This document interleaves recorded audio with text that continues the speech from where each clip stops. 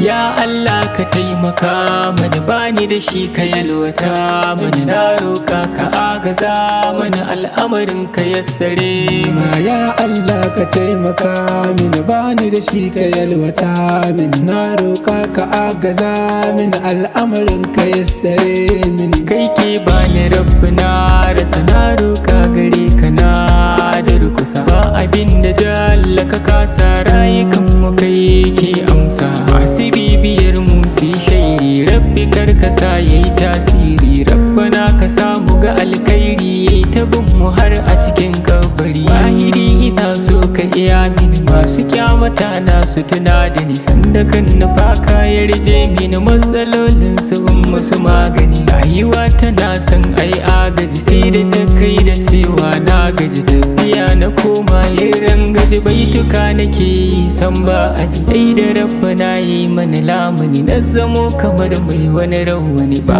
abin da za a yi yau babu ni, godiya nake yi mai zamani. Lokaci abokin kowa ne, zamani ya sa ka zama wani, kai ganin ka kai mai baiwa ne, ka manta kwai ranar tsayawa, ɗaukaka mabuɗin haskawa, arziki abokin morewa, haƙuri matakin dacewa, rabbana ka sami jurewa. Ya rabbana ka sami jurewa,